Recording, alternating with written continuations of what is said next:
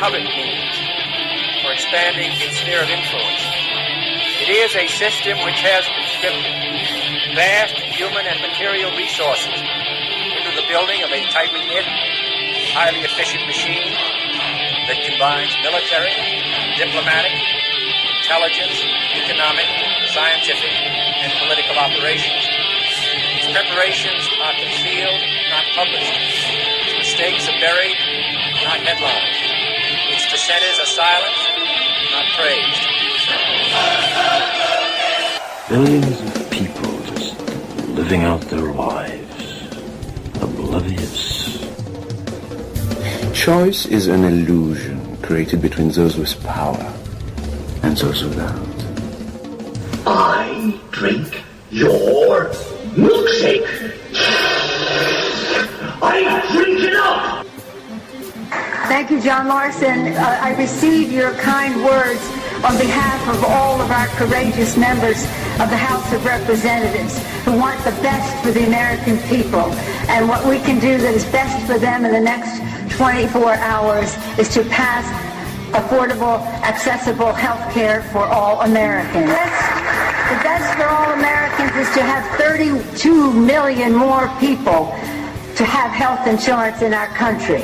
The best for... Piece of stinking filth. Shh, say it again, Shal. This is AJ of the InfoWars. Listen to the Shaliak. This is Alex Jones of InfoWars. Listen to Shaliak on the Cold Reality News and Report. This is the coolest thing I have ever seen. Well, hello there.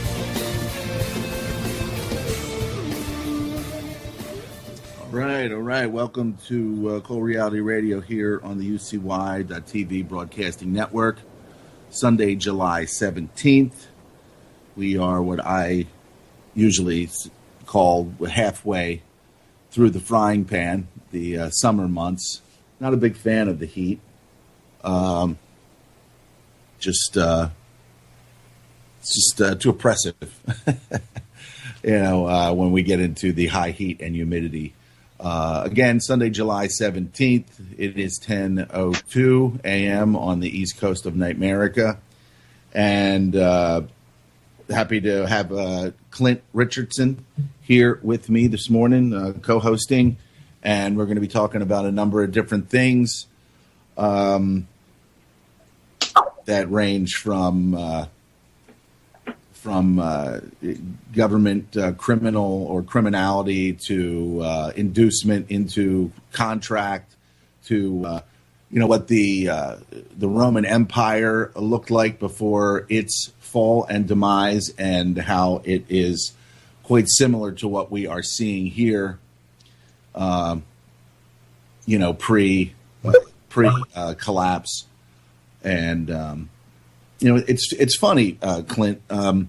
I have conversations and I talk to a number of people at different times, and sometimes they just outright say, "Oh, that's just crazy. You're off center," and then you run into some people that agree with you, but then they have a kind of a hard time.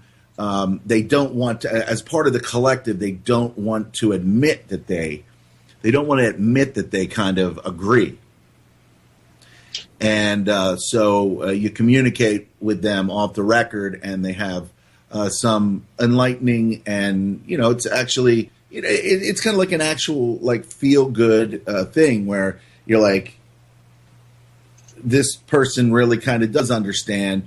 But as with a lot of society, people want to stay locked into a collective where it's the what David Icke calls the circle of I forget. I'm going to paraphrase the circle of comfort, the area of least resistance, where because we've been controlled into believing certain things, the people inside that circle will tell you, hey, don't go out there. Don't say this. Don't say that.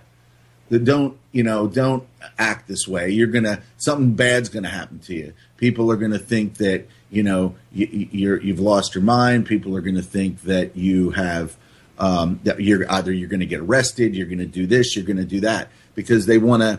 Once this system is put in place, this mental prison, everybody starts policing themselves so that you just it's just it's like a self policing system where the large percentages of the population will police themselves. Clint, good morning. I'm glad to have you today. Good morning. Yeah, what you're talking about. Actually, it's really ironic because as I'm going through and I'm really, really trying to understand what the Bible is actually telling us, and what I always say, what does the Bible have to say about what you're talking about? And almost always it has the answer. It has the solution, amazingly. And it's not anything that the church will tell you. It's not anything, it's not a religious answer in the respect of it's just knowledge, right? It's just an understanding of things. And so what you're actually talking about is what the Bible calls sin, right? Now, sin in its in the common form that we know is a lot different than what the Bible actually refers to. You go to sin and you see a sinner as one that has voluntarily, and it's always voluntary, because what you're talking about is basically a sense of cognitive dissonance where people know something's very, very wrong, but they participate in it anyway, right? Well, this is where my paycheck comes from. But I have to feed my family. There's all kinds of excuses that we make for not being, under the correct law. For literally being, I now understand that anarchy is really what anarchy is to be against the natural law, by being under the legal law. So a sinner is one who voluntarily violates the divine law, or i.e. the natural law, right? A moral agent who has voluntarily disobeyed any divine precept or neglected any known duty. So to be under the natural law, which is what the Bible portrays as the story of Christ, to follow, it is your duty to treat others as you treat yourself, to do all these things under that law. And, of course, the biggest part of that law, it turns out, is these two specific things, which are never respect persons, and never respect flattering titles of any kind. That doesn't just mean I'm a doctor, I'm a lawyer. Yeah, well, that's a flattering title, and look what happens, to people who trust doctors, who are actually participating in pharmacopoeia, which is defined as witchcraft or poisoning, right? They're not doctors when they're participating in pharmacopoeia. They're witch doctors is what they are. A doctor that sets a broken bone, that's a whole different. That's a real, something that's valuable and healthy. But when you're talking about a pharmacopoeia dealer, a poisoner, an enchanter, well, that's a whole different thing. And so you're going to a doctor because he's got a flattering title given by a syndicalist organization in the university system that is very much there to teach us all about pharmacopoeia. And, of course, you got the pharmacopoeia agents, the salesmen, going and whining and dining these doctors and giving them all kinds of swag and T-shirts. And, it's really disturbing when you see that these doctors are selling themselves to pharmacopoeia representatives, and then basically when you go into a doctor's office, he puts in your symptoms, and the computer program that's written by the pharmaceutical companies spits out which medicines, which of the pharmaceuticals, in other words, which of the witchcraft spells we should do. And so you find that the doctors are the number one cause of death in the world, called iatrogenic medicine. All that stems from respecting the flattering title that was gained by the man that says, "Oh, I'm a doctor." right? That's what the Bible says, never respect. Now, a doctor, a healer, that would be different. That would be someone that, based on reputation, based on your local area, you'd know what you'd want to go to. But these guys are not just doctors. They're also dealers in poisoning and in radiation and in things that have absolutely no benefit to society, to people. And trust me, I think everybody's been a victim. I've been a victim of so many bad things in hospitals. I think everybody can understand that trusting a doctor that you've never met before, that you know nothing about, just because some secretary assigns you that doctor, right? Some random healthcare company says, well, you're insured, you can go to this doctor, right? And they do that because they know that doctor will obey the mandatory limitations that are set upon that doctor because of the insurance. I mean, it's just one big, horrible commercial system, which is another thing the Bible says don't respect.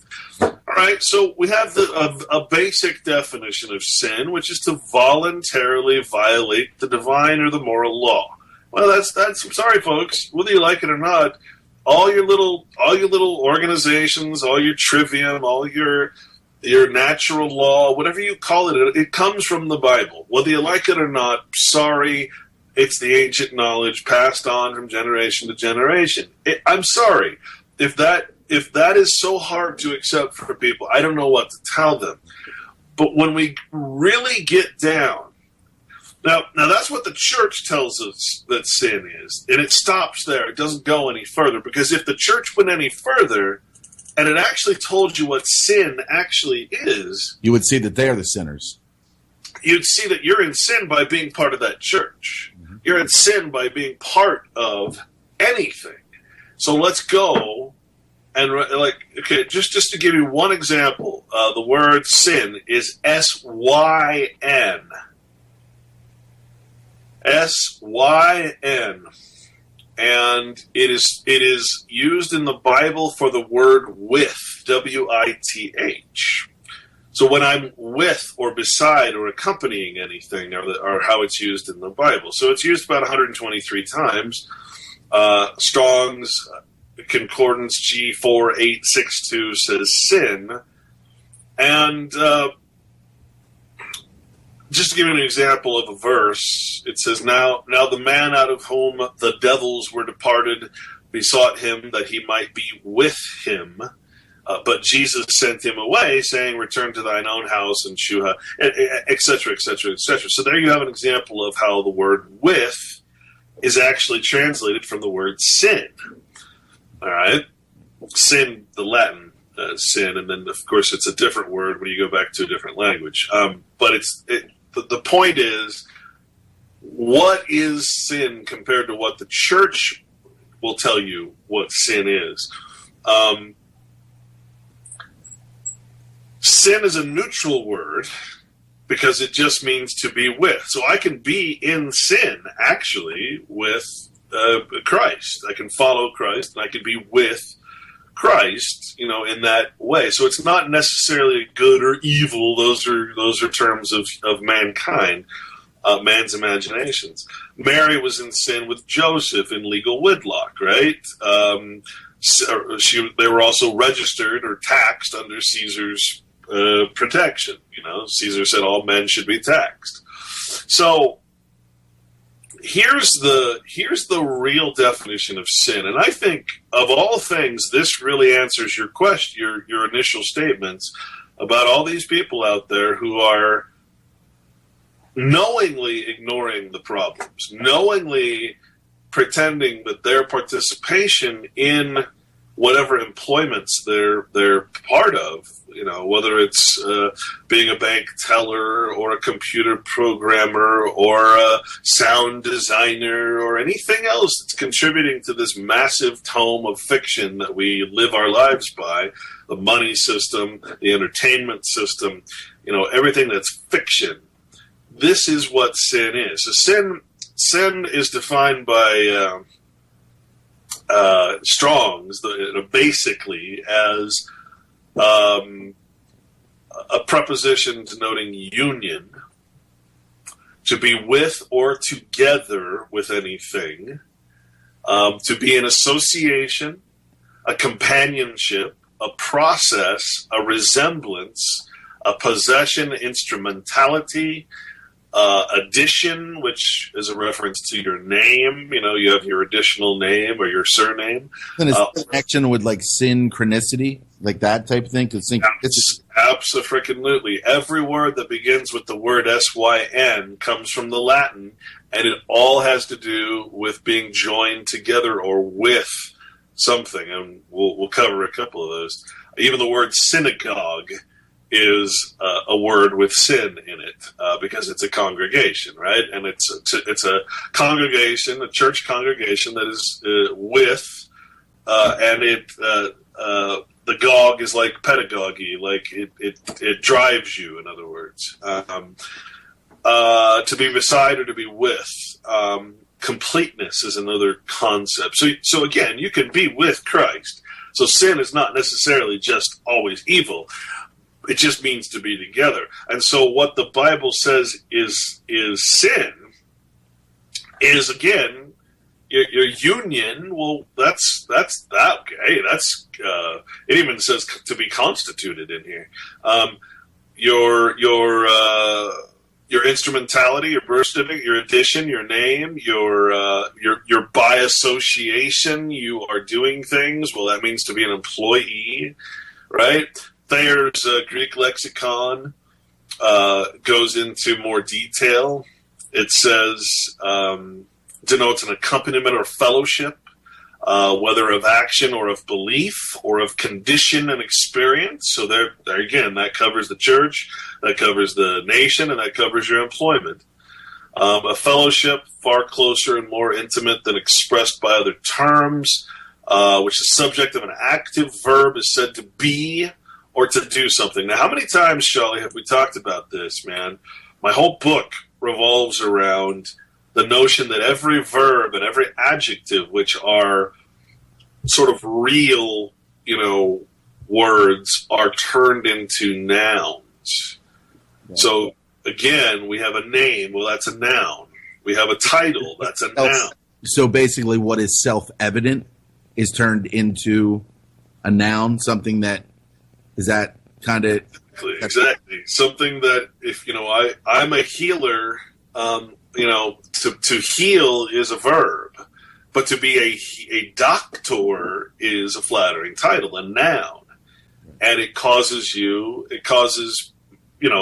whole population to be in a belief system that title means that you should trust that person. And, looking at statistics, looking at iatrogenic death, which is death by a doctor, no person in their right mind would trust a doctor. I mean, that's just by looking at statistics and looking at the fact that all disease, in my opinion, is caused by the pharmaceutical industry, whether it's vaccines or other injectables or, these horrible drugs. Like you said, you look at the statistics, is under no circumstances should anybody be trusting a doctor. You should always be your own advocate when you go to a doctor and not trust a damn thing he says without saying, what do you know? And why are you prescribing me this? Do you know how it's going to affect me? Because I'm I can't think of the word. I'm P450 and a couple other deficient, so I can't metabolize drugs, so I'm going to have the worst kind of side effects. Did you test me for that? Because 15 to 20% of people who take these pharmaceutical drugs and have really, really adverse mental and horrible effects are doing that because they can't metabolize the drug. Did you test me for that? Why are you just openly prescribing something that you know nothing about? Why are you treating me like I'm the same as everyone else? What the hell is your problem there, doctor? Mm-hmm. And that's because I'm trusting if you say so, sir, I'm going to take this poison, this literally something that I can't metabolize because of my DNA makeup, my epigenome. Oh, okay, that's great. And it kills me. I should be dead, by the way, because, I was prescribed muscle relaxers that I have no capacity to... Which one? Which...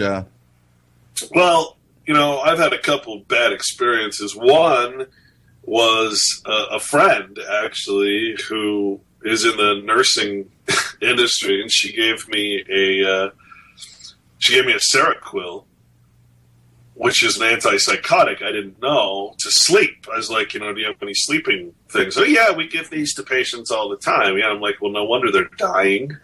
No wonder you're killing old people by giving them an antipsychotic to sleep, right? So I had the worst side effects, and fortunately I only took a little tiny piece of it, or I would have died. But I stopped breathing. I couldn't. My autonomic breathing response literally ceased. And I had to concentrate and actually think for about 10 hours. I had to breathe myself. I had to breathe in and breathe out. Like it wasn't automatic anymore. So that's what my side effect was. That's listed as the worst possible side effect. I should be dead. But I stayed up all night and freaking survived it. So that's the kind of thing it's talking about is these respect to flattering titles, where we literally are killing ourselves by our trust, by our faith. We're having faith in fiction instead of in God or in nature, right? Yeah. So there again, which the subject of an active verb is said to be or to do something. So you're taking an action like, God, Jehovah is a verb. It's everything that's in being, right? It's all of nature. And you take that, and the church makes it into a noun, a name. God, we pray to some being, something that we put a title on, and we have trust in the name.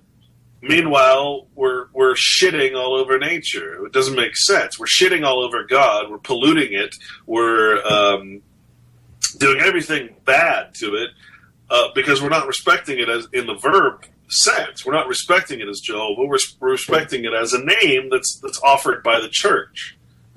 You see, and because the church has men with flattering titles, priests, and politicians, and all these different titles, we're respecting the name without ever requiring any, religious test or anything else. I mean, it's ridiculous what we allow and what we trust, if you think about it. To be in so many ways. I mean, what did we have? We had, what doctor knows best, just all of these medical programs throughout the years. You've got, what was that? ER, Scrubs, and that's just a few to mention. Nothing could have been more damaging to people's knowledge base than those types of shows, and I include in those the Law and Order types of shows. My God, there is nothing to take away from Law and Order. I mean, Law and Order is so, and then there's Judge Judy and these amazingly, horribly misinforming shows about what law is. Never going to teach you anything about law, only about corruption. I mean, that's all those shows are about. Corruption in the police, corruption in society, and how the two interact. Corruption in the system. And then you've got the hospital shows. Yeah, they're patently ridiculous. I know some nurse and doctor friends of mine love that Grey's Anatomy. And I've tried to watch it a couple times, and every time I watch it, it's like, oh, okay, so there's a terrorist attack at the hospital. Oh, okay, a plane just crashed into the hospital.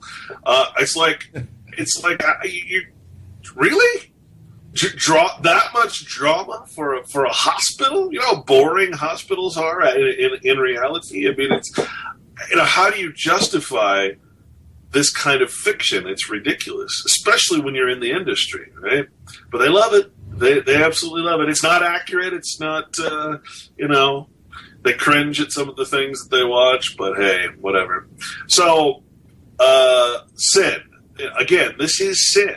This is to be associated or accompanied with something by its title, by its name. To be one or with one or to accompany one, to associate with one, the attendants of one on a journey, either the companions of one with the noun added. So what is that, again, referring to? It's one thing, Shali, for me and you to go out and do something. It's a whole other thing to be on a journey with a military, have the insignia of sergeant or soldier or general, and be that's when you're in sin, is when you have this added title and you're justifying your killing and raping and absolute debauchery to society and breaking of the natural law because you have a noun added, a name.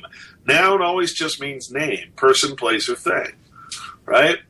Or to be with one's colleagues or fellow craftsmen, to be on one's side, to assist one, joined to verbs of standing, sitting, going, etc., to be associated with, and with verbs of living, dying, and believing. The recipient of some action, to be it just goes on. Talks about rank, claimed for the church the same rank as the apostles, a more influential position, an accusative, the person or thing associated or added. So again, it's telling you that sin is the person or thing that you associate yourself to or add to your name. That is sin. A thing with its power or result of that which one has or carries with them. Obviously, we're carrying around our identification. We're carrying around our badges and IDs that say, hey, I'm a doctor, hey, I'm a lawyer, hey, I'm this, I am that. Hey, I'm a United States citizen. Hey, I'm in compact, I'm in union with this thing. And it just goes on. It talks about every form. But it also talks about being equipped with the power of our Lord Jesus Christ. That is also a sin, because you're associating yourself, you're following under the example of the law. You're trying to use that to live with Christ, to be united in spiritual bonds to Christ, and to lead a strong life by virtue of this union. See, that's what the church doesn't teach you that sin is, right? They only teach you the bad kind of sin. And because they're saying that, because they're saying to be, well, if you're involved in everything else but the church, it's bad. Well, no, actually being involved with the church is probably worse than all of those things, because it's taking you away from true knowledge, taking you away from what sin actually is. I'm a member of the Catholic Church. Well, that means you're in sin. I'm sorry. That's not my opinion. That's the Bible. That's the whole concordance and lexicon of the word. Yeah. It's a voluntary association. You've been pulled away from the natural, like you said many times. If you're going to pray, pray in a room by yourself. Well, that's what the Bible tells you. That's not what Clint tells you. That's what the Bible tells you. Right, exactly. It's right there. And I think the struggle is, and I'm beginning to, really get a firm grasp of, what you've been talking about, and reading the Straw Man, is that when I'm sitting there and I'm listening to people now more than ever, I'm being able to decode exactly what people have been indoctrinated into. It's the money, what money buys, the homes. Before I would say, Christ, I'm never going to be able to afford this, or I'm never going to be able to afford that, or I'm not, all I do is just work on, computers and technology. And now it's more apparent to me that, that these things are not that important. If I'm sitting there and somebody's talking about, well, her son, he's studying to be a doctor, and his daughter, she's going to be a lawyer, and then you sit there and you just say, I don't even want to participate in this, because it's again the flattering titles. It is part of a system that is just absolute, sin. It's it's like you say, sin is being associated with some, associated to what? So no thing, as opposed to be associated, with something. And I said that again this week when the time was appropriate. I said, hey, it's better to be no thing than something.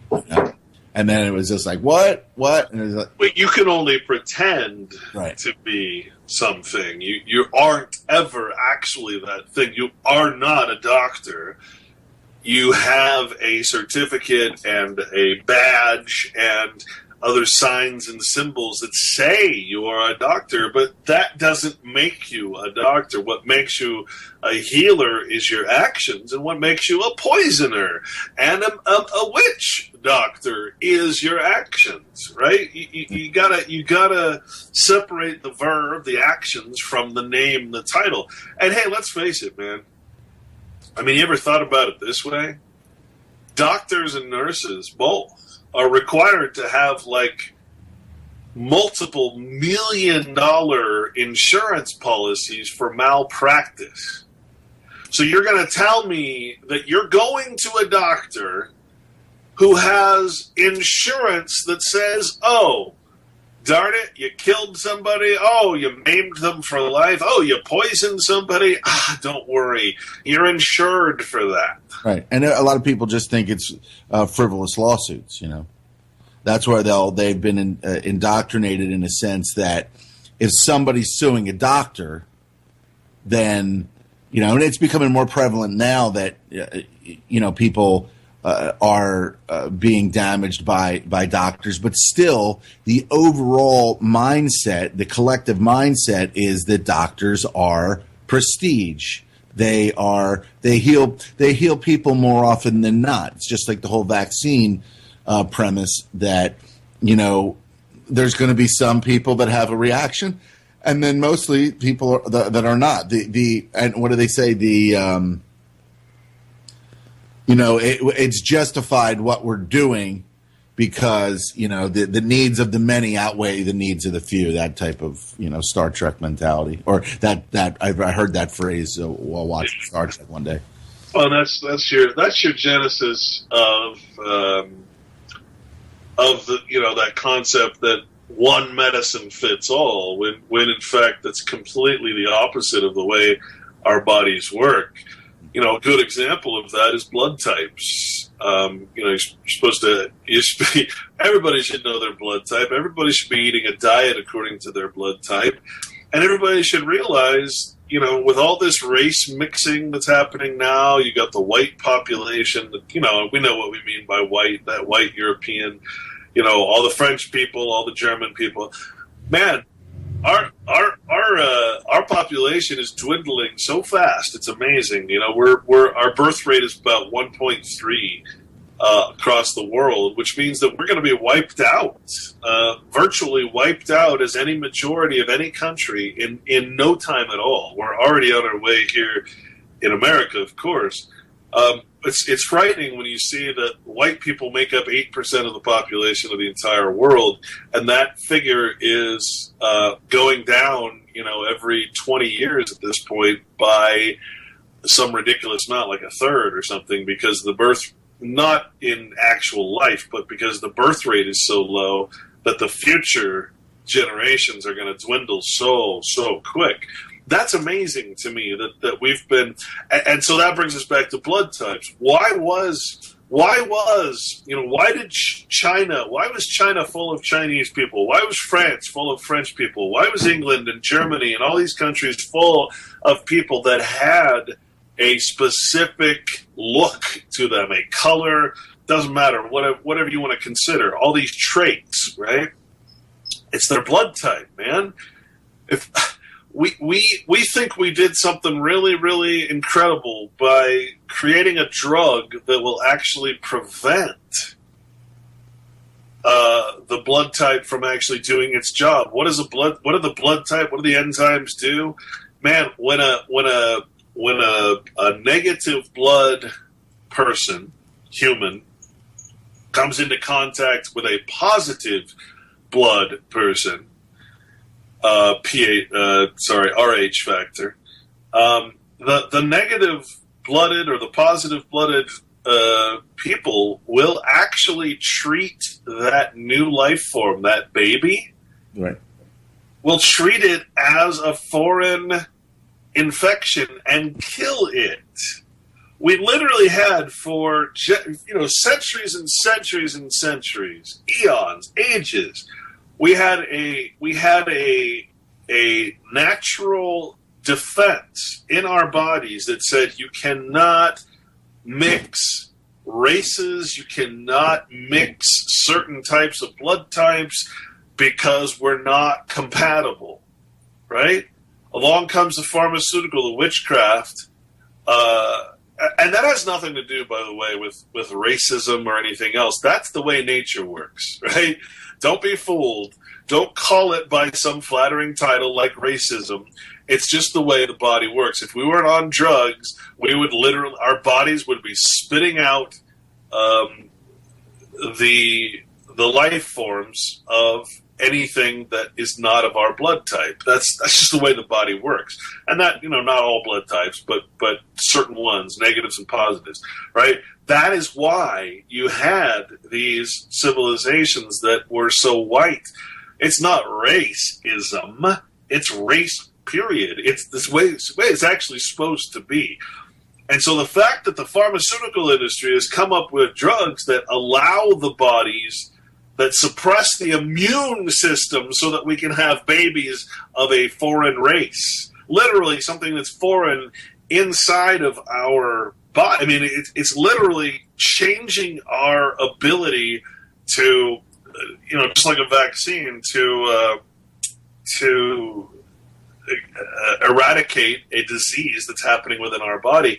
When you have a child where his blood or her blood is not compatible to your own because it's a positive blood and you have a negative blood, your body's going to naturally cause havoc on that system, and that baby's not going to be able to genetically grow. It's impossible unless you suppress the immune system like they do today, and now we have a complete mishmash of cultures and societies, and we have all these new diseases, genetic diseases, and all this crazy stuff, all to get rid of the natural law, the laws of nature, which say only certain people can have babies in this blood type, only certain people can be compatible in this blood type, and only certain people can be compatible in this blood type. Talk about a conspiracy. Talk about a really, really horrible way of trying to defeat the laws of nature. Wow.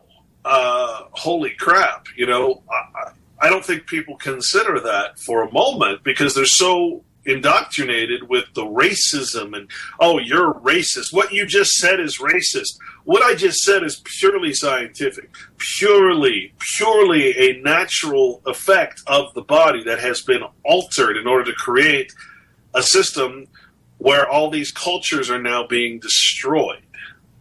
Right? I'm sorry, but that's not racist. That's just talking about the natural law being overtaken by man's imaginations and designs. And trust me when I say that can only last so long. That type of tinkering with nature can only last so long before it's not possible anymore. The other aspect of sin is, again, what we've been talking about, to be personified and represented as a third subject, a third party. That's what we've been talking about. That's what agency is. It also means to live with Christ, to be united in spiritual bonds. It is of the union which arises from the addition or accession of one thing to another. It is to be in an association, a community, a fellowship, to be in participation with anything that is fiction, to be together, to be several persons or things united or all in one. Oh, gosh, that sounds like government, doesn't it? Several persons, right? Several persons or things united or all in one. Gee, that sounds strangely patriotic, doesn't it? Completely. To be complete. To be with one's self in one's mind.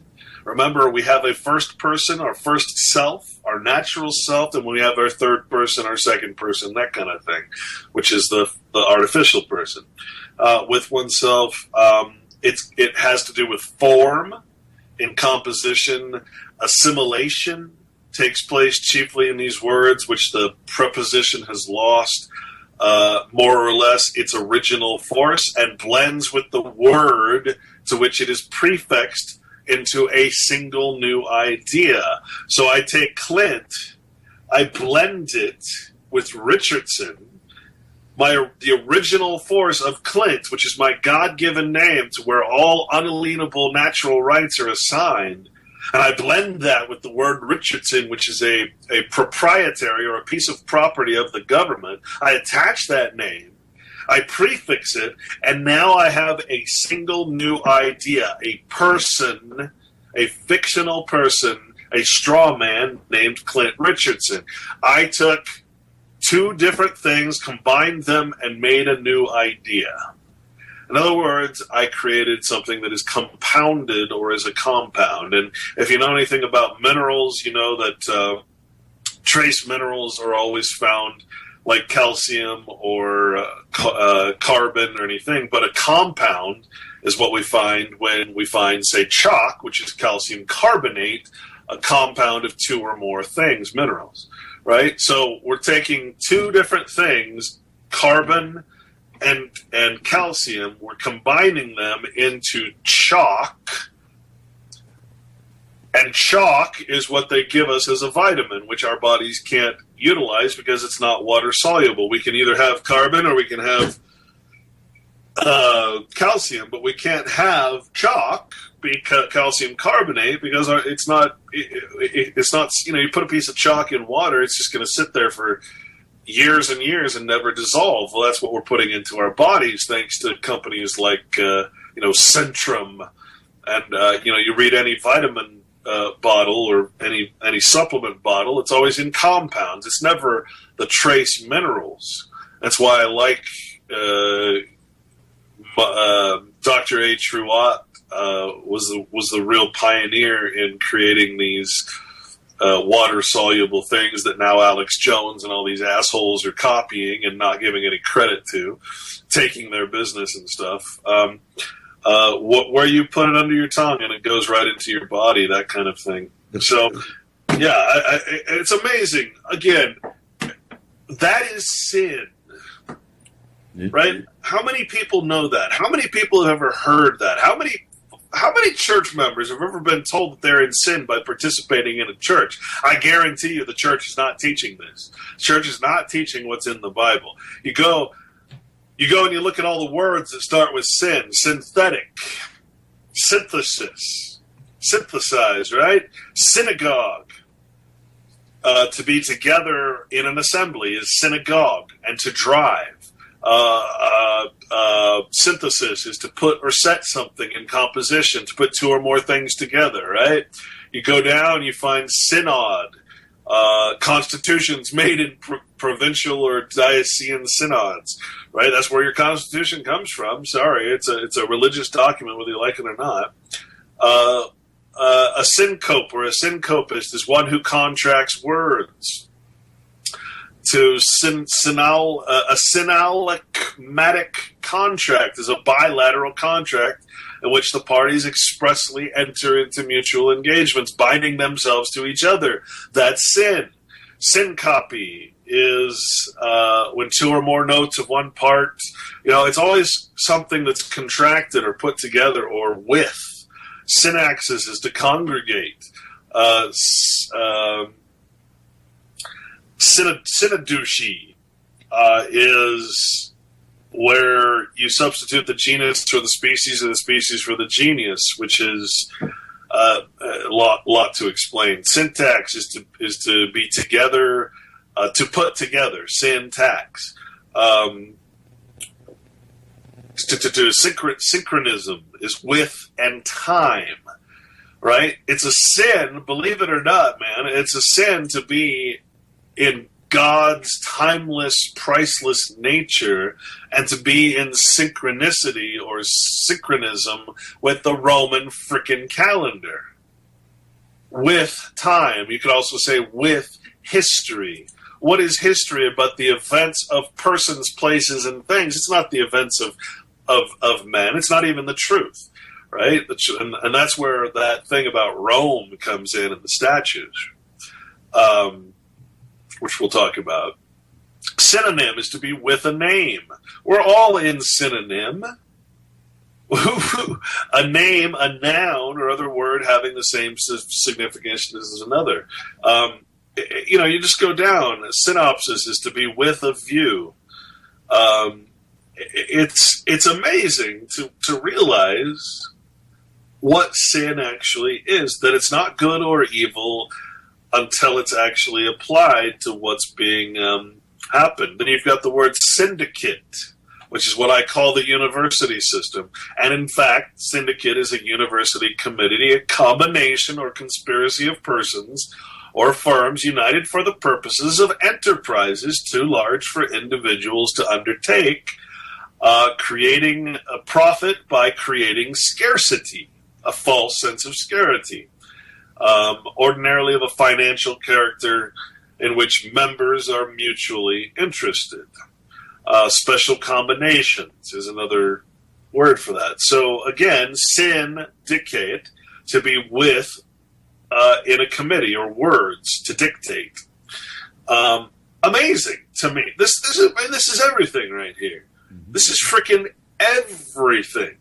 Well, when you've obviously set out on your path years ago, and it is the information that continues on, which could be what Patrick says, the continuum, as you've broken, if you could say, broken the code in your own journey, you've broken the code. You're continually finding more information that attaches to the reality of where sin, like your very last show, you spoke about, you said archons. It was I think you and Patrick did the last show over at Corporation Nation over there, and you said, after all this time, I've stumbled upon this particular, archons and different things like that. So it just sounds like just a, the path. It's like, oh, what's that? Oh, the path, and you're just finding, more information that correlates with the truth, with the real truth. I think it's not even just the accumulation of knowledge as much as it is having the faculty, removing the barriers. Like you said, you're talking to people and they're having this cognitive dissonance. You're talking to people, they don't want to listen because, well, if I were to agree that everything's wrong, that I'm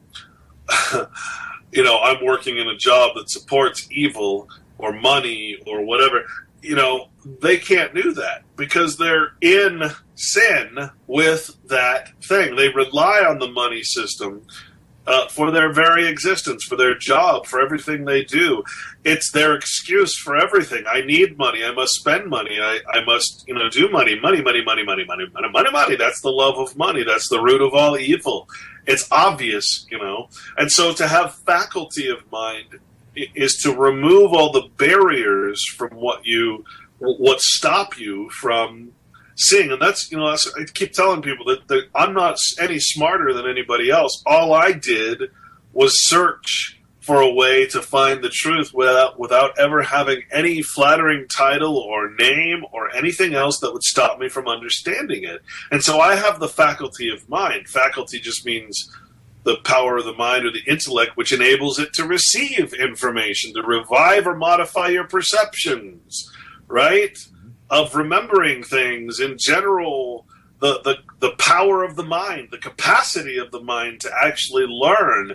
Well, if your capacitators are all geared towards justifying your existence in some fictional name or title, well, there's no way you can have a faculty of mind. You're going to have cognitive dissonance. You're going to say, yes, what I do is okay. It's just normal. I'm part of the system. It's okay that I'm in sin or in association and union and membership and all of these different things. It's okay that I'm right, because you don't have the faculty of mind to say, no, it's not okay, because your very well-being depends on it. And so the only way I could ever understand this, Shali, was to quit everything. Yeah. I had to quit everything. I had to quit money, pretty much. I mean, I obviously still have to buy food and stuff, but only the bare essentials. And when you get away from the money system, you see how everybody is controlled by it. It's not that we control money. Come on. We don't control money. It controls us. Yeah. And it controls our faculty of mind. It controls our power of choice. It controls everything about us. That's why it is the root of all evil. Yeah, it's and it's something that's so embedded. Sure. And so, and we become so reliant on it that it is quite possibly, and not even quite possibly, it will be the end of us all. Well, we exist as money, and that's what people don't understand. We are financial instrumentalities. Go look at your birth certificate. Go look in the corner. Mine says Midwest Banknote Company. That's who created my birth certificate paper. Go look at yours. It's in the small print in one of the outside borders of your certified birth certificate. It's going to tell you which banknote company your birth certificate is written on. Why is it from a banknote company? Because it's a frickin' financial instrument. You exist, your person, your sin character exists as a monetary instrument. So of course you're going to be in the love of money. Of course you're going to be in sin, because the whole system is based around it. That's what I keep trying to tell people. We live in a system of sin. The legal system is diametrically opposed to the laws of nature. So it's crazy. It's amazing how saying it's amazing is kind of off center there, but when it is set out, I mean, what would the world look like if it wasn't designed this way? I mean, I guess that's kind of a hard, if we could design the world, back in the day, go back, what would have, I mean, no matter who started the system or a system, would it in turn end up the same way as it is now? Depending. Well, I think so. So here's another thing that the church and the state have been responsible for, which is to personify evil into characters. Mm-hmm. The notion that evil can be defeated. It cannot be defeated. Evil, in our perspective, remember, it's a verb. It's not a noun. Right? Hitler was not evil. Hitler is a surname. Right? Hitler is a fiction of history. Okay? Evil is a concept of man. And so as long as man lives, evil, from the tree of good and evil, the knowledge of concepts, in other words, that are not of nature, that are not bound by the natural law, these concepts of good and evil, that will always exist. The problem with forming a society, the problem with having an aristocracy, is that it always devolves, especially after the first generation of those noble kings. It's always going to devolve, because the son is going to be born and have no concept of what it is to be under tyranny. So, of course, it's going to devolve, as Plato said, into timocracy, and then in democracy. Democracy is the worst place you can be, because it's the last step before you reach the final stage, which is tyranny, according to Plato, and I concur. I wrote about this heavily. It's going to be in my second book. But you're only going to have one generation that comes from tyranny, every other generation is going to say, well, hell, why am I doing this stuff that my parents, why am I following the Bible? Why would I possibly go by these ridiculous laws that some ancient person set up when obviously nothing's wrong? Look around. It's America, man. We're free, dude. Yeah. What's wrong with denying the Christian faith when it's the very basis and foundation of all law? It's part of the common law. Why do I need any of this? And so you devolve the money.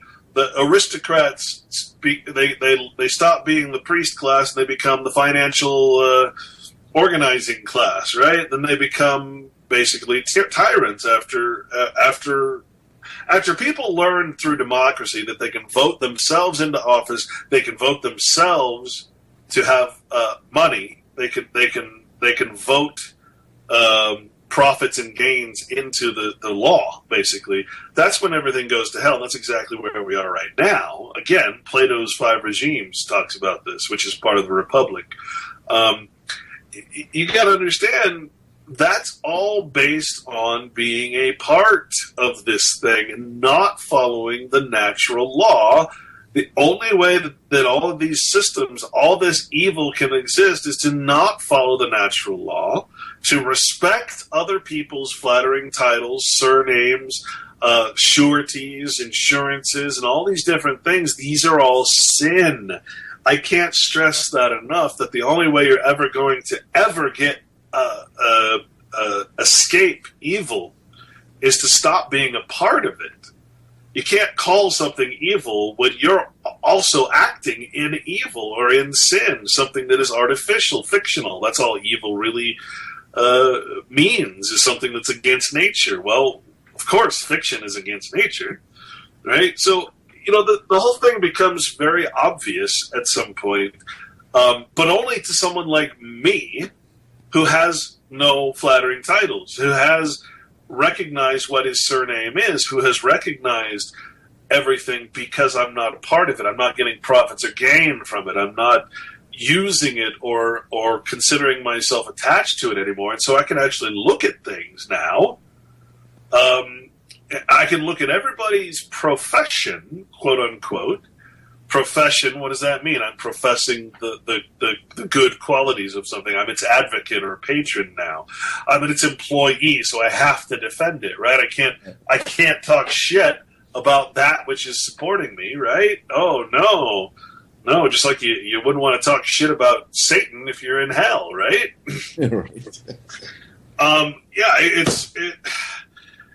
It's so, like I said, it's so obvious, but in order to have this understanding, you have to go back to nature, which was my kind of goal, is to get back to the point where I have the faculty of mind, to get back to the point where I can see things for what they actually are without ever having to justify anything. And that's, I think, what you're running into, is that people have to justify their false existence in some flattering title, some employment, some church, some citizenship, right? That is where we're at. We've all got the ego that justifies the id, which again we said is the id entity or the identity, the false third-person identity, the straw man. We have to constantly justify our existence as something we are not. That's amazing, that is where true knowledge comes from. That's why the Bible tells you that true knowledge comes from the natural law. True knowledge comes from giving up everything that would cause you to not learn. And the only thing that's going to cause you to not learn is you defending your own actions as something that is actually against nature and against knowledge, right? Right. And for the largest portions of life here, that's never going to get through. No. Get through. I mean, I think you have to recognize, and that's why I say evil is not something that goes away or comes. Evil is always in the minds of men. Why is that? Because men are always seeking ease. Men are always looking for the easy way to do things, and if that means enslaving beasts, enslaving men, if that means creating technology that's ultimately going to destroy us, robot workforce and all that shit, well, that's good, because it's ease. And ease, it turns out, is one of the deadly sins. To have things just brought to your table, when you instead of actually having to grow and work and do, ease is actually one of the worst things you can be a part of. And let's face it, man, we're in the society of ease, aren't we? Yeah, I mean, if you were to ask someone, younger people of teenage years, you can have this, you can have so much, you can offer them a brochure of this is what you're going to get, but you can't take your phone with you. You can't take your iPhone and take your Android with you. How many of those people would choose to keep the phone over the brochure of just absolute, just decadence and things like that? I mean, they could figure. Some smart people would take that and then say, "I'll figure out a way to get my phone." Yeah, and unfortunately, I think I sort of have empathy now. I have a lot of empathy now for my grandparents and the generations before them, and even my parents, who tried to warn us, tried to tell us that we're doing wrong things, tried to tell us, even when the first television came out, and that, going from, my mom used to go to the bathroom in an outhouse in a farm in Nebraska. Mm-hmm. Right? All this stuff that is making our life easier, supposedly, is actually doing the opposite. It's actually making our lives miserable because, new diseases, new things that you can never even imagine, problems that are created that wouldn't even be imagined by them. That's what our parents were so frightened of, as they say. And now you and me, Shali, we're watching as these new generations grow up. They're practically born with a freaking iPhone. They're born with Pokemon, whatever it is. I got these kids around my neighborhood right now that, there was a couple kids sitting on the bench, and I always take my dog to the park, and my dog, he's so tall that he'll drink out of the drinking fountain. without any issue, I get a picture of that. And usually kids, they go crazy. They call him the cow dog because he's a Harlequin Great Dane, right? And kids go crazy. And these kids were on their iPhone playing Pokemon. I don't know what the hell it's called. It's called Pokemon Go, and it is a. I'm trying to.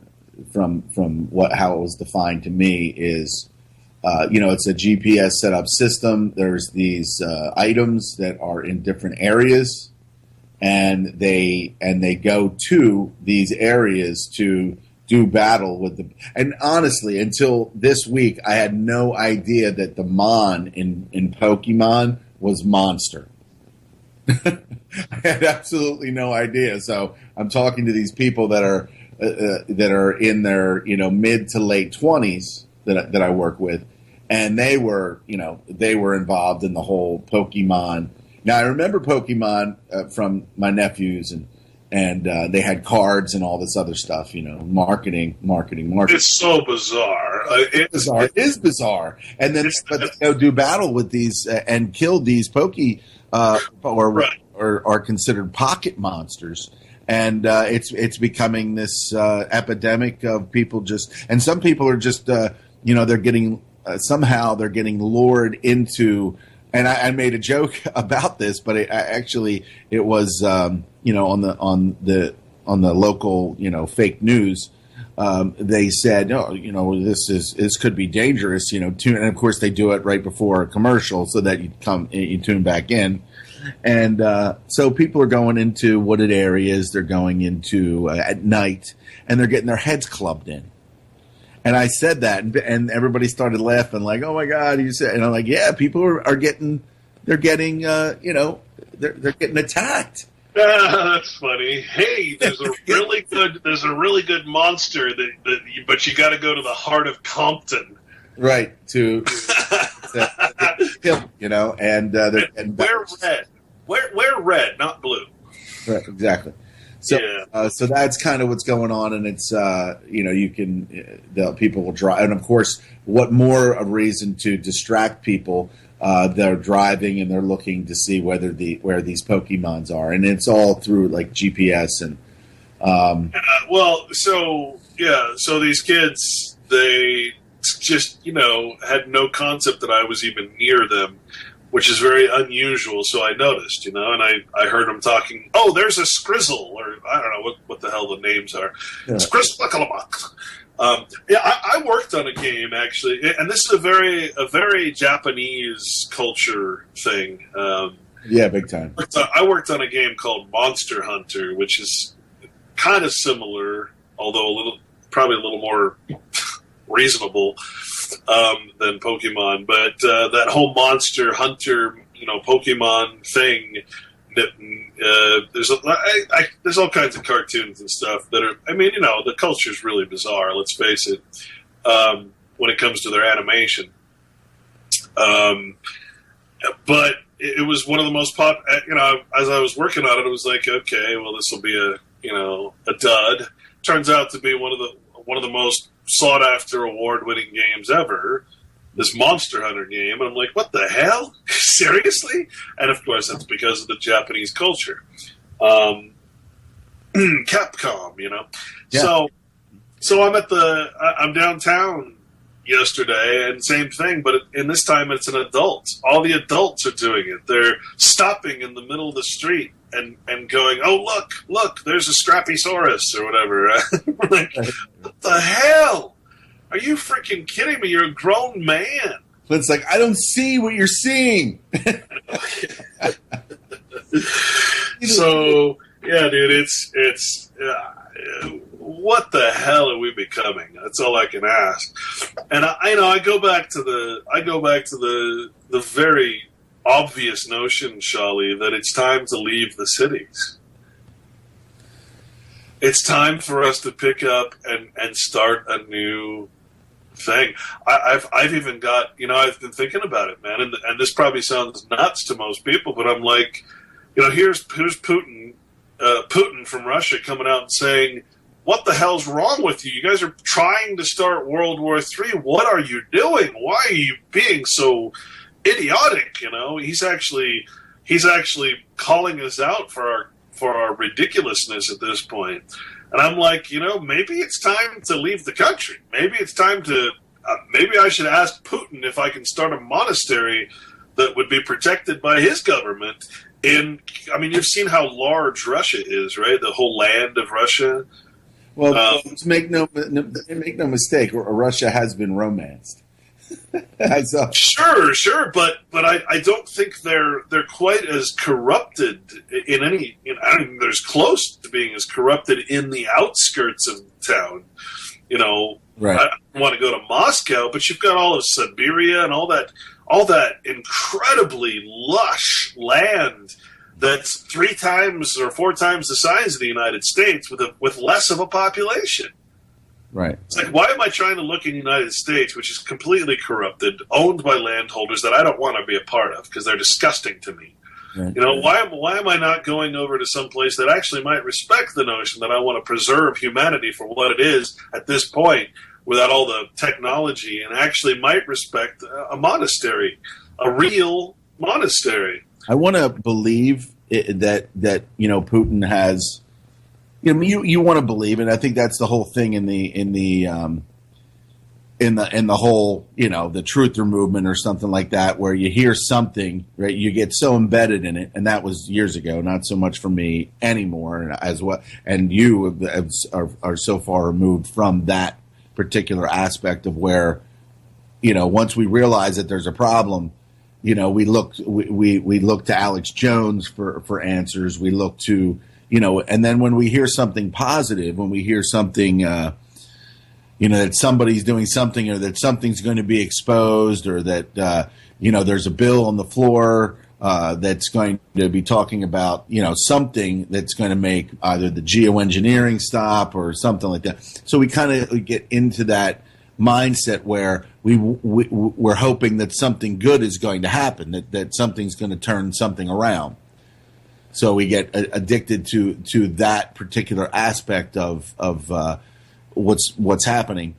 And then a lot of people now are looking at Putin and they're seeing him, at odds with Obama, him being at odds with the system. But then I can't help but think, and that's just you also gotta think in a totally different way, man.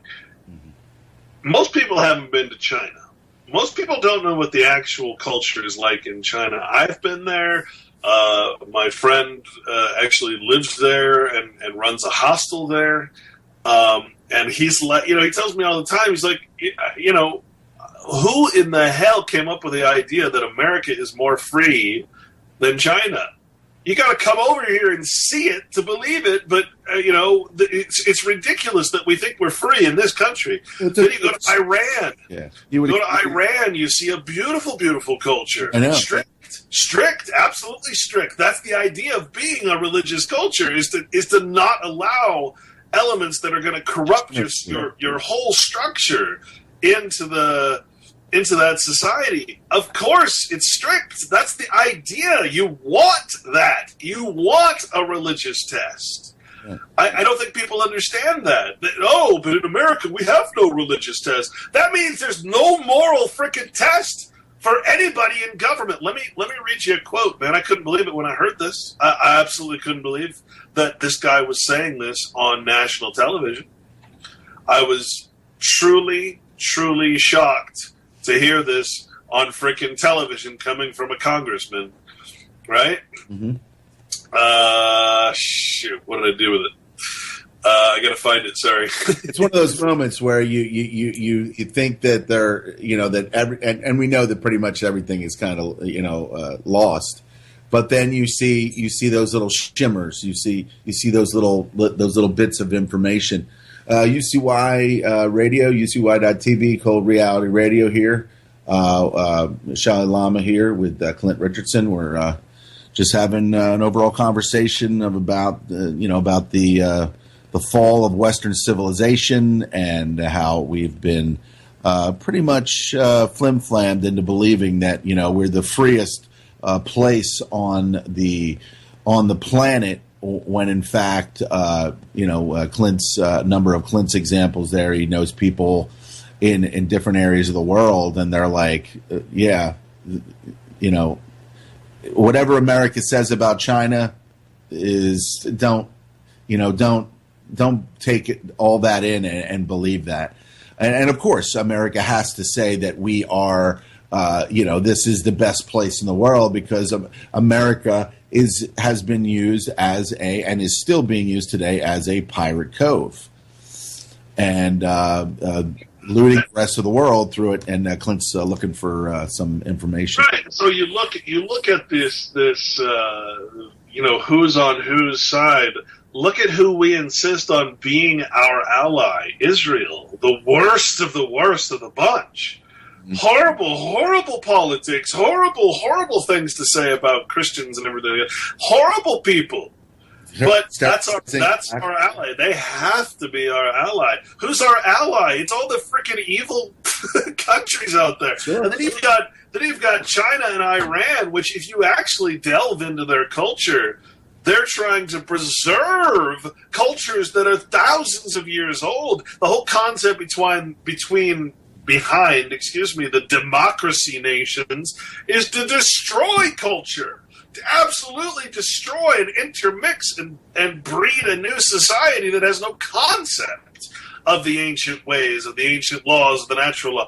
Absolutely nothing. So yeah, you can demonize these countries for all kinds of things. You could say, well, look how they treat foreigners. That's how we should be treating foreigners. I mean, I'm sorry to say it. Now we have a culture of immigrants, of illegal immigrants, I would say, which, again, I don't really agree with the term, but you get the point. a bunch of people coming in from other countries that are not agreeing in any way, shape, or form to be part of the culture, but in fact, then a protest against our culture, our set ways.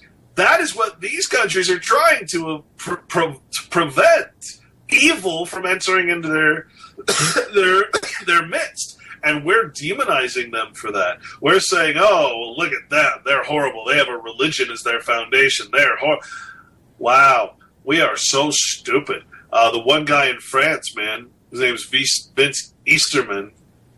He's just a French street preacher, but he says, I've been an eyewitness to France becoming increasingly Islamicized. And he said the reason for that is that there is no longer an ability to morally resist a strong culture like Islam coming into our country. And what he's saying there is that France, the people of France, have been so corrupted in their concept of true culture and true that they have no moral law or moral backing, no religion, in other words, no religious tendencies to stop a religious culture like Islam coming into the country. And so if you're going to look at religion and why it's important to a nation, it's actually to stop other cultures that are based solely on religion from ever infiltrating your society. You have to have a religious sense in order to thwart all others. Have a strong moral, fabric that holds people to a proper behavior, whatever proper behavior would be, but just to try to do things the right way to understand. But yeah, a lot of these countries. I mean, look at France. They had two of these big terror attacks. The one at the music, and then of course this Nice event. And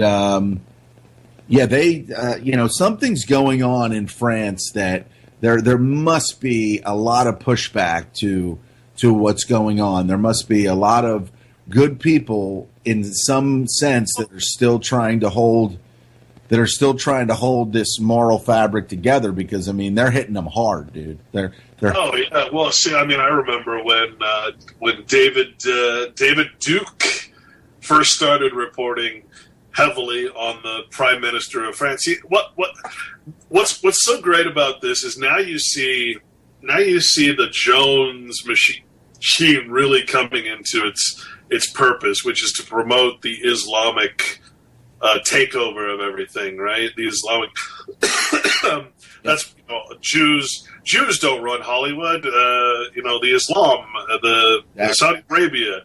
Right, it's always the same thing, and of course, the people at the top are always going to set the lower classes, the lower geniuses, upon each other. That's how you control, is to always make us fight each other and never realize who the problem is. And so Jones is now he was probably begging for them to do what they're doing now, because he couldn't protect Israel for that long, right? He couldn't keep saying the things he was saying and anybody take him seriously any longer, until all of a sudden now they're starting to make everybody refugees, starting to bomb their country, make them refugees, and then force them to get identified, get a social security number, move them into different countries, right?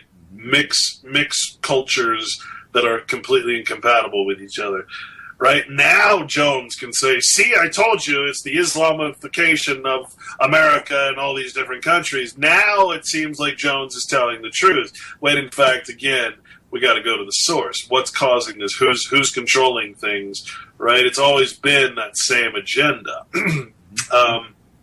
where one group is pitting the other two groups against each other to cause war. It's what Albert Pike wrote about in Freemasonry. It's in the Protocols of Zion. So we can now blame and hate Islam, which is actually a peaceful, very peaceful religion, but one that's being turned violent and militarized by, of course, these Mossad and CIA agents, right? So it's so obvious what's happening, but now Jones has his platform. Now Jones doesn't have to make excuses anymore for supporting, Israel. It really pisses me off. But it's like I said. I mean, if you compare cultures, you can see which one is truly the evil culture, truly the culture of artifice, truly the culture of money and wealth and opulence, compared to these other nations. Look at Iran, look at Russia, I'm sorry, but there's no comparison. There's no comparison as to which one, if you knew anything about the actual culture and have actually been there. I've been to Moscow. If you've actually been there, you have a completely different perspective. Yeah, I mean, we are taught a false narrative about the rest of the world. The information, the news, we see it. I mean, all you have to do is, watch a little bit of RT, and you will see that nothing gets. The information comes across the ocean, and it goes through a bottleneck filter, and then we get just ridiculous, awful, brain numbing, just stupidity in the news. And then if you watch RT, they have a number of documentaries that they run. Like if you go to RT.com and just go into the program, and you'll see all these documentaries, and it will point out what you were pointing out, what you have been pointing out. But in the whole Sand Wars was not on there, but they point out things that are happening that are similar to that, like a United States corporation, going over to another country and building factories over there, creating toxic environments for the people. They get jobs and they get to work, but they also, when they come out of there at the end of the day, they've been exposed to something, or they've been exposed to the environment. And then we blame that Chinese company when in all the time it was an American company, American funded company. Right. In fact, and then you just look at a lot of the news, and then even on RT, they will give you news that's out of Israel. They will give you both sides of it, and in no way do they ever paint Israel as being like we do here. Oh, they have the right to defend themselves. They got the right to do this. They got the right, So there here incredible bias, incredible deflection of what's actually going on over there. And then at least with RT, you get more of what's real. And as I said before, I want to believe that there's somebody out there that's going to, do something or start doing things the right way, as like what you were saying with Putin. I can't help but think, with the money and the power and the control that is obviously in place, how is Russia now? How are they immune from that? Or do they go back and have they understood what happened with the Bolsheviks and all that other stuff, where they were just absolutely decimated? Because Putin is kind of famous actually for I have it in one of my blog posts for actually collecting all of the Bolshevik army, Lenin, Trotsky, and Zinoviev, and all those generals we know were Jews, and he actually collected a lot of the Jewish books, propaganda, and ancient text and stuff, and actually sort of had a public ceremony where he gave those back to the Zionist leaders of the world and said, never again are we going to let you people infiltrate our society and cause the havoc and kill millions and millions and millions of people, in the Holodomor and in the revolution, as they called, and it's still where all these white farmers were killed. The real Holocaust is what it really boils down to. And to this day, Trotsky is seen as a revolutionary, like he was, so important, so integral in what happened back then. You can see how fucked up, that we can see how far away from reality that is. Well, the other aspect that I don't think people know this about Lenin. Lenin was very, very intricate in his propaganda. He came up with that whole color scheme of red and orange and yellow, I think it was, all those Russian propaganda posters and everything that encouraged people to join the military and wipe out the bourgeoisie. And, Lenin was a very, very important figure in advertising, in propaganda. And I think people need to actually study that and learn a little bit about the power that came from just Lenin's creativity when it came to making people support his views and stuff. It's pretty amazing, actually. There's a great movie. It was on Netflix. I don't know. It's one of my favorite movies. It's actually a Russian movie. It's mostly English, but it's about a guy who's an advertising agent, and he starts. I don't even know how to explain it, but he starts seeing the power of advertising, and he starts actually seeing like anthropomorphized creatures that would actually draw people in, like to the local hamburger place, or draw people into certain brand products. And he realizes that, it's no longer people's wants or desires that are driving the brands, but it's the brands that are driving people's desires and wants, right? Famous kind of quote from that movie. Wonderful, wonderful movie. It's called Branded. Branded, right. Yeah, I typed in Russian movie advertising agent or something like that, and it came up pretty quick. Yeah, Branded, and it was on Netflix. I highly recommend that movie. It goes into some of Lenin's techniques and stuff in advertising, and you see that the advertising agent, which is again the epitome of evil, has a lot of respect for Lenin's techniques, even though they led to pure evil and genocide. You still got to respect them. And if you're if you're an advertising agent, you're going to respect the most powerful. You're going to use the most powerful tools available to you, even if those tools were used to cause death and destruction. Right? I mean, they work.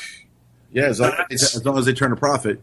And that's the difference between following the natural law and following the legal law. As long as you're not using, you justify everything you do, and you associate yourself with the title, and the title allows you to do things that otherwise you shouldn't do. And that's what the Bible tells you to stay away from. And that's our whole culture is based on that notion of of flattering titles. We're a Christian nation, bro. Oh yeah, absolutely. And like I said this on Deanna's show. I was like, yeah, we are a Christian nation.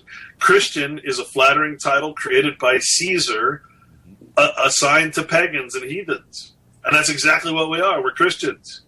We're fucking Roman Christians. It reminds me, man. Let's go. I wanted to read this this thing on Rome because this kind of blew me away. It's like I already knew it down deep. How shallow the Roman culture was, and that we are almost a mirror image. And that's been commented on by a lot of people, that we are Rome before the fall, right? Yeah. This is from the Department of Greek and Roman Art at the Metropolitan Museum of Art. The Roman copies of Greek statues in Hellbrunn Timeline of Art History, New York, the Metropolitan Museum of Art. It's back in 2000 when this was written. It's just 3 little paragraphs. But this really gives you an idea of what the real issue in Rome was? What was the real problem? Rome was very much like America in that it sort of built itself on other people's cultures. It had symbols, empty names, and empty titles based on other cultures that it sought to be like. And if you think about it, that's exactly what America is. We have all these statuaries and symbols and architectures from all their different cultures, but we, when you look at our own architecture, it's this bland, institutional, horrible, shit that has no culture to it at all. And this really explains that, I think, why we are so like Rome and the culture in Rome, which again was pagan heathen, but called themselves Christians. In the late 4th century BC, the Romans initiated a policy of expansion that in the 300 years made them the masters of the Mediterranean world.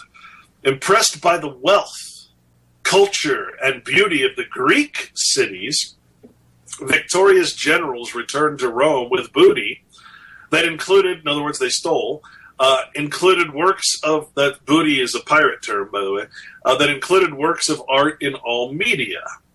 Soon, educated and wealthy Romans desired works of art that evoked Greek culture. To meet this demand, Greek and Roman artists created marble and bronze copies of the famous Greek statues. Molds were taken from the original sculptures and were used to make plaster casts that could be shipped to workshops anywhere in the Roman Empire, where they were then replicated in marble or bronze. Artists used hollow plaster casts to produce bronze replicas. Solid plaster casts with numerous points of measurement were used for marble copies. Since copies in marble lack the tensile strength of bronze, they required struts or supports, which were often carved in the form of tree trunks, figures, or other kinds of images. Although many Roman sculptures are purely Roman in their conceptions, others are carefully measured, exact copies of Greek statues or variants of Greek prototypes adapted to the taste of the Roman patron. Now, a patron is someone who is in sin or supports or is an advocate for Rome. Some Roman sculptures are a pastiche of more than one Greek original, a copy of one or more old statues, simulacra, in other words. Others combine the image of a Greek god or athlete with a Roman portrait head. So think about putting someone like George Bush on the body of the Hulk. That's kind of what they're talking about, worshiping something that just didn't exist, giving these people who are lawmakers and stuff the bodies of gods, right? That's kind of what they're talking about. The meaning of the original Greek statue often lent beauty, importance, or heroic quality to the person portrayed. By the 2nd century AD, the demand for copies of Greek statues was enormous. Besides their domestic popularity amongst the common people, the numerous public monuments, theaters, and public baths throughout the Roman Empire were decorated with niches filled with marble and bronze statuary. Since most ancient bronze statues have been lost or were melted down to reuse the valuable metal, because let's face it, these things were pretty much worthless. They were just copies. They were molds, right? Something you'd buy at Kmart, for God's sake. Roman copies in marble and bronze often provide our primary visual evidence of masterpieces by famous Greek sculptures. All the marble statues in the central area of the Mary and Michael Jaharis Gallery at the Metropolitan Museum are copies made during the Roman period. Let me say that again. When you go to the Metropolitan Museum of Art, you are seeing copies of statues, not the real thing, not the real frickin' thing, made during the Roman period, dating from the 1st century BC through the 3rd century AD. They replicate statues made by Greek artists some 500 years earlier during the 5th and 4th centuries BC. Now, that's straight from the Department of Roman Art, Greek art, from the Metropolitan Museum of Art. They're telling you everything you see is fake, man. You go to the Natural History Museum, you see all those dinosaurs, all of them are fake. They don't put real dinosaur bones out there, and if there are real dinosaur bones, I've yet to see them, because they don't show them to you. You always are looking at a statue, a fake. Let's take another example. Let's go to Stonehenge. There's a video online showing them rebuilding Stonehenge. Not even rebuilding. They designed Stonehenge into what it is today. You go to Stonehenge, you think you're having a spiritual experience. Oh, I'm on a ley line. I'm doing this. You look at these pictures, you see that they laid cement foundations and put these stones where they thought they should be. Wow. And what I'm trying to tell you, man, is most of history is fake. It's all fake. It's all designed to get you to think, something that's not true. And so compare this history of the Roman statues, which everybody thinks are masterpieces, and it turns out they're just cheap plastic or molds, plaster molds, right? That's all they are, really. And that these people in Rome were so shallow, they had no culture of their own, so they had to adopt other cultures. They used these symbols of wealth to pretend that they too were wealthy, and they got so caught up in the simulacra, the copy without an original. They got so caught up in their own little matrix of artificialness that they burned. They lost everything and that's exactly where we are today, man. We worship the symbols, the representations. We're in sin, and therefore we're going to die. Our culture is going to die. What little culture we actually have. We are just like Rome. We go to our local grocery store or whatever. We buy gnomes. We buy whatever statues. We buy pillars. We amazing when you think about it. And so you got to start wondering how much of the architecture is actually just molds. Right. All those pillars that look exactly the same, that great detail. How much of that was just molds? Right? I mean, it's all fake. That's why you're not supposed to worship artificial things. You're not supposed to be a part of these cities and these municipals, corporations. You're not supposed to do that. Yeah. And yet that's exactly where we are. Yeah, it is cyclical and sick at the same time. To me, it's become more like a case study. It's like watching the end and just recording it for what it is, Yeah, just the that along with the destruction of the environment, which is also being blamed, obviously being blamed on.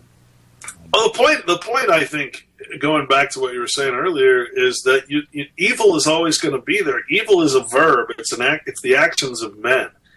Evil does not exist in some form that the church teaches you. There's no devil. There's no, the word devil means evil genius, and it's talking about man.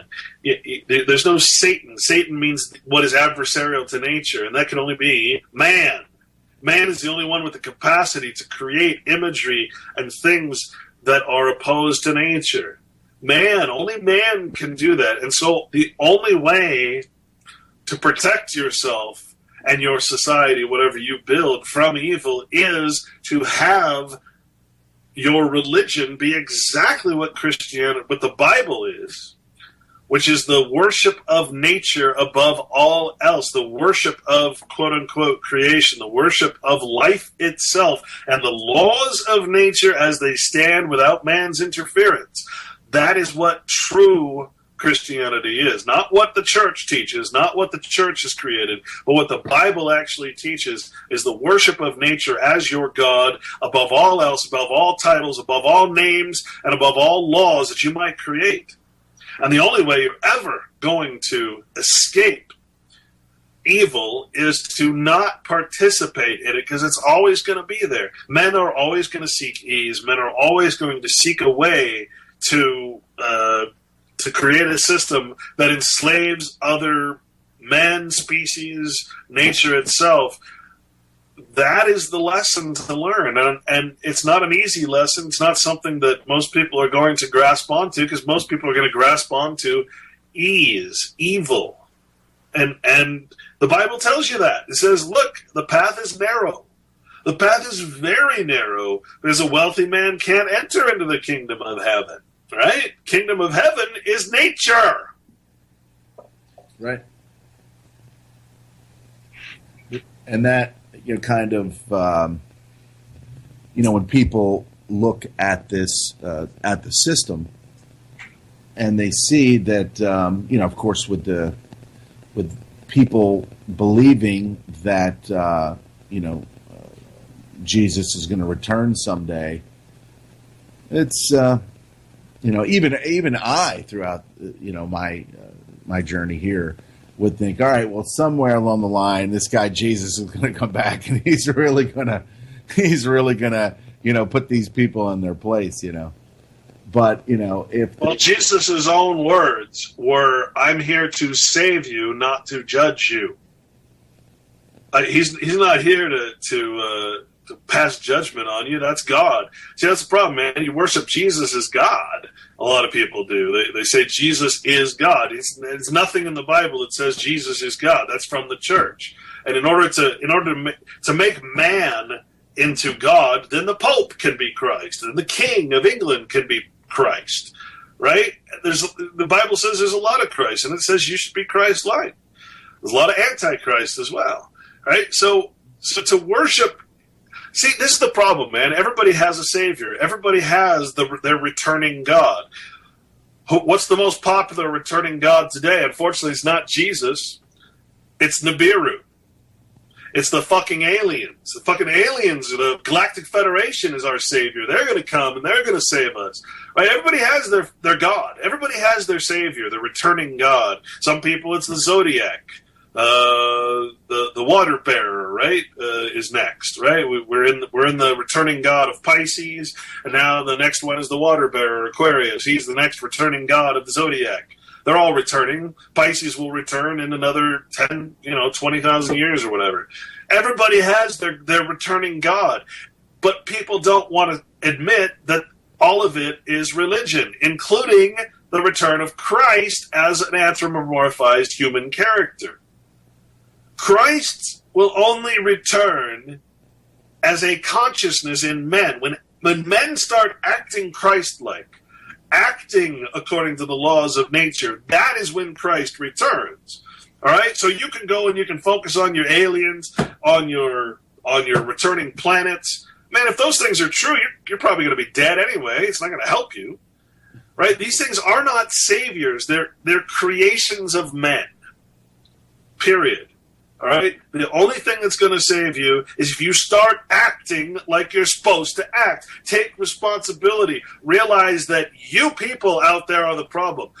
Oh, well, just like we have all these gods, we also have all our demons, our devils. Let's blame the Rockefellers. Rockefellers are evil. They're the problem. No, they're not the problem. They're a thief. They're pirates. That's all they are. Don't get mad at a pirate for doing what a pirate does. Realize that, hey, maybe the problem is that you're using their money. You're using their valuation of gold. They fix the price every day, and you respect it. Who's the problem? Is it you? Because you're the one using what they are giving. You're voluntarily saying that gold is worth what they say it is in the London fixing every day in the city of London, the Rothschild Bank there, where the United States has an office, and meet every day to decide what the fixed price of gold is going to be. Look it up, the London fixing. Right? You're the problem, not them. You are using and participating and in union with them because you are using their money. You are using their credit from their banks. And you know what? My worst complaint, my biggest pet peeve are pensioners, because pensioners, especially government pensioners, allow their money to be invested in Rothschild banks and all the different companies and the Carlyle Group. You'd be amazed at how much the California pension fund and all these other public pension funds of government all these people out there who complain and complain about welfare when welfare is not even close to the amount of taxpayer money that goes into public pension funds, right? They're complaining about that. Meanwhile, what is a pension fund but welfare for the middle class? That's all being propped up by taxpayer money, not by your money. You are allowing your retirement money to be invested in the worst fucking corporations in the world, not just United States corporations. And then you complain, oh, well, so much money by the United States is going over to these foreign corporations. That's your money, supposedly. It's not your money. It's a pension fund, so it's government money. They've tricked you into putting it in there. You're the one that is propping up all this horrible shit, all this globalism. That's coming from the pension funds. That's your doing, not that you are volunteering to put your money in the pension system. We have no right to blame the pirates when we are signing up to be on their frickin' ships. So it's time to start taking responsibility, start looking for things as they really are, and to leave the money system, leave everything that is bringing you down. Stop blaming the pirates and start acting like you're supposed to act. That's all the Bible tells you, man. That's all religion really is. But you have these corporations that are built up on money and mammon and all the crap that creates a really, really horrible corporation called a church. And that's where you're putting your faith. You're putting your faith, as the dollar says, in God we trust. Well, if you have in God we trust on money, well, then that God is most certainly mammon. Indeed. So, and this whole thing that was going on with the BRICS, and they were talking about, a new currency or something like that. What did you follow that? Did you? I mean, because obviously something is pulling away from the dollar. Something's pulling away from the main money system. Petrodollar, things like that. That will assuredly level the American corporation at that time, unless they've got, obviously, they have other plans. But what was the BRICS? Does that have any possibility of replacing this and making it a more equal level playing ground, or no? You had the shill Ron Paul, who I've exposed in every way possible. People don't want to listen. But you had Ron Paul and people like Ron Paul always promoting their, Austrian economics or whatever, always promoting gold and always promoting the notion of having a commodity-backed currency, right? And so when you're looking at what they're shooting for, we have to stop and realize that any object, whether it exists or does not exist, can be money. A chicken can be money. Oil can be money, right? And when we're talking about money, what we're really talking about is mammon, to value something in something that doesn't actually exist. To put a value on anything is mammon, right? It's the opposite of charity. It's the opposite of love. It's the opposite of the respect of nature and its laws. It's to put an artificial value on something and compare it to something else. That's the basis of aristocratic society, is to put a value on a man based on his nobility, his blood, his title, and compare it to the commonality. That's what spawned the Bolshevik Revolution. That's what spawns world wars, is the valuation of the elite or the aristocracy, the nobility, as being more valuable than the slave class. Right? That's all money. That all has to do with money. It's nothing else. Right? So when you're talking about BRICS, you're talking about cashless society, you're talking about Bitcoin, whatever it is that floats your boat and you think is better than the current system, it's all the same thing. It's money. Money is fucking evil. There's no getting around it. When you put a value on something, it's freaking evil. It's not charity. Charity is the cure for all of this. It's the opposite of charity. It's the opposite of love. It's the opposite of peace. Right? So no matter what system you're looking at, the whole idea is to get you to put a value on something that doesn't actually exist, to value one thing more than the other. So if you're going to ask me the intricacies of bricks and the intricacies of these things, I'm tired of talking about it. It's fucking evil. That's the only intricacy you need to know. It's the root of evil because it's the root of valuation, of mammon, of putting a false title, which includes value, onto something that is based on nothing. That is the ultimate sin. That is valuing something as, trading your labor for money is accepting something that is worthless for your own property. The IRS even defines your labor as your own property. That's why it can't actually tax you unless you're stupid enough to file tax returns. Right? I mean, I'm telling you, man, I refuse to get into debates with people about money anymore, because once you realize what money is, what it stands for, what it signifies, and that it is truly the root of all evil, how can you debate on its finer points? How can you try to justify it anymore when it's the very thing that is causing every single problem we have? Yeah. They're going for a cashless society. They're going for a system where everybody makes the same wage. Everybody does this. Everybody. And, ultimately that would be the same thing as a true equity in nature, except in their system, there's always going to be that top elite. There's always going to be the landholders, the controllers, and then everybody else down here in their money system. Means that's what we have to understand. It's not our money. In their money system, we're all going to be controlled as slaves through the money. We are only going to be able to do things and participate in commerce depending on our money situation, right? We can't grow food. We can't do anything. It's all got to be regulated and the fact that you're going to have a cashless society where there's no anonymity whatsoever means that you're not going to be able to do shit out here. Everything's going to be tagged, tracked. If you trade something illegally, it's going to be known.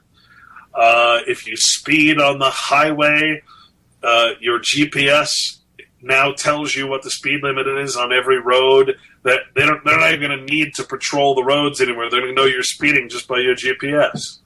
Yeah.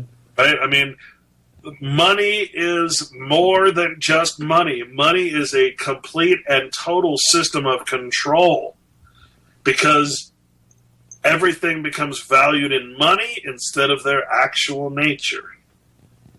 Yeah. Yeah, and I don't think any one of them are going to move into a system of charity anytime soon. Well, remember, charity, every word has a dualistic meaning. So charity in the legal sense is not charity at all. It's the name of a corporation. It's not the verb charity. It's the noun, the name charity. Right. Just like Christian is a noun, a name. It doesn't mean anything. So what was it? And you mentioned that the second book, and I wanted to also get Clint's information out there for the strawmanstory.info. Again, strawmanstory.info. You can go over there. You can download his book for free, and also if you'd like to make a donation there, you can. The information is on that page for that. Clint's trying to get his book, get his document, his strawman information into book form, so it can be proliferated out there, so that it can never be deleted digitally. that's the donations would go. Well, you know what's ironic about that, man, is, and I'm going to write a blog about this because there's no way for someone like me to get ahead in any way, shape, or form. Whether it's from making movies or writing, or I was thinking about this the other day, and all the conferences that people hold. I held a conference here in worst place to hold a conference is Utah because it's the Beehive State. Everybody's part of the Mormon horde. Trying to bring all these guests, that I'd hear on the InfoWars and those kind of things, and had a really, really good conference, and no one showed up. I paid for it out of my own pocket, went into debt, trying to put on a frickin' conference that nobody could attend. No radio station would support it. That's the kind of shit that I'm used to. That's the kind of stuff that I'm used to. Putting my own... And I know a lot of people who've tried to throw conferences can attest to the same thing. These speakers want speaker fees and all this shit. I'm like, you got to be kidding me. You try to do good things. You try to, and ultimately, you end up paying it for yourself. Here I am. I'm sitting. I've collected 3,800 or so in donations, and I'm very, very grateful to people who've donated. But the people who've donated have been like. Giving me one lady's, I'm very grateful. She sent me $800 in the mail. One sent 100, another sent 200. What I'm not getting are people who've read my blog for years and can't, if the 1,800 people that are subscribed to it just gave $10, I'd be there. I could print the book. I could keep it private. But as it stands, I'm going to have to do the same damn thing I'm always done, which is to go into debt myself just to be able to print the book to get it out of the frickin' ether of digital, erasure. I'm going to have to do it again. I'm going to go and I'm going to borrow money just so I can get this thing into print. And you know what?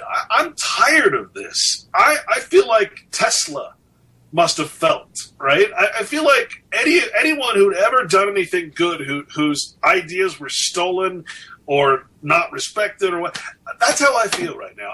I'm so sick and fucking tired of trying to do the right thing, and whether it's some jerk out there trying to sell some remedy, some guru information, or whatever it is, man, we don't support each other. There's no wonder we're all stuck in this fucking slave colony. We don't support each other. And I'm sorry, I'm not going to mince words anymore. I'm not going to pretend like everything's okay. No one these people, 60-something people supported me, and I'm so grateful and so thankful. Where's everybody else? What the fuck are we going to do if all of our money is being funneled into the fucking InfoWars sites? Right. I'm sorry, I don't mean to cuss. I know cussing is a low... I'm just so tired of trying to do things for people and not getting anything in return. I don't know what to say, man. I'm just about through. I'm just about done. Is what I'm saying. Why am I doing this anymore? Why am I putting myself in a place where I'm just going to die a very unhappy, unsatisfied man? What's the point of me doing this if I can't get the support of people for doing so much research and so much time that I've put into this stuff, and this is all I can get is just a few people that step up who realize the importance. I don't know what to do, man. I'm stuck. I've tried to do the right thing. I've tried to stick to my morals. I've kept it private. I will not publish it. I'm doing the right thing, and doing the right thing in this society is illegal. It's wrong. It's not upheld. We don't support it. Right? I just don't know what to do, man. I'm frustrated all to hell. I'm depressed. Like I don't know what to do. And that's from the heart, man. Sorry, I don't mean to. It's okay. It means that. Thanks everybody for hanging out today, and remember, read the information and do what you think is best as far as. Only one holistic system of systems. I will MK Ultra. scope on ya. If the MK hits you, it's guaranteed to open ya. The 57mm Mark 110, 220 rounds a minute, try to stop them. Don't put that on your wish list, that's retarded babble. Protesters make the hit list soon as they start to rabble. They are nothing but fishes in the barrel. It doesn't have to be Christmas for a carol. Some decorate with ornamental decorum, some perform Shakana on Hanukkah and Purim. That's where my job come in. I am a blessing to the mercenary for the corporation selling weapons to them. Any potential competitor step into them. I'm authorized to knock them out and stick a GPS into them. They want to sell uranium to Iran that's enriched. That's a bitch. Now we gotta teach a lesson to them.